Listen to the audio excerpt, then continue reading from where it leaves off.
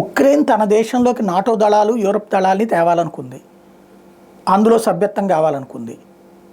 అలా చేస్తే నా పక్కకు వచ్చి వాళ్ళు చేరతారు, అందుకు అంగీకరించనంది రష్యా. నువ్వెవరు చెప్పడానికి? నా సార్వభౌమత్వ దేశం అంది ఉక్రెయిన్. నువ్వు సార్వభౌమత్వం నీకు ఇచ్చిందే మేము, మా దేశంలో నుంచి పుట్టిన పిల్లపాకాకి నువ్వు, నీది బఫర్ జోన్గా ఉండాలి తప్పించి నీకు పూర్తి స్వతంత్రత కాదది అని చెప్పింది రష్యా. వినలేదు. దాంతో ఆగ్రహించిన రష్యా ఉక్రెయిన్ మీద దాడి చేసింది.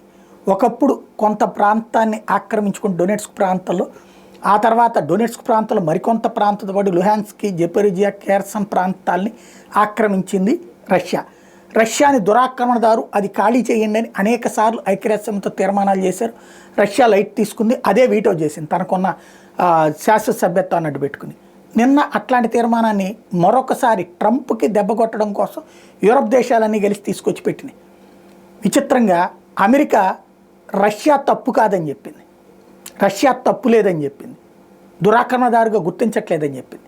ఇది ఇక్కడ కీలకమైనటువంటి అంశం. అయితే దానికంటే స్పెషల్ ఏంటంటే ఈ తీర్మానంలో మనం రష్యాకి మిత్రులం, అమెరికాకి మిత్రులం.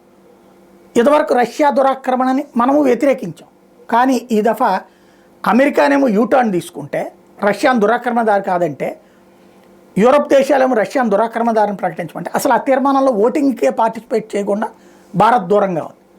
తద్వారా అమెరికా రష్యా ఇద్దరు మిత్రులైనప్పుడు వాళ్ళు కోరుకున్నటువంటి విధంగా మనం కూడా తీర్మానం మీద ఓటేయాలి. కానీ మోడీ అట్లా కాదు. అలీన విదేశాంగ విధానం, అందరికీ సమదూరం పాటించడం, ధర్మాన్ని ధర్మంగానే చెప్తాం, తప్పుని తప్పుగానే చెప్తాం.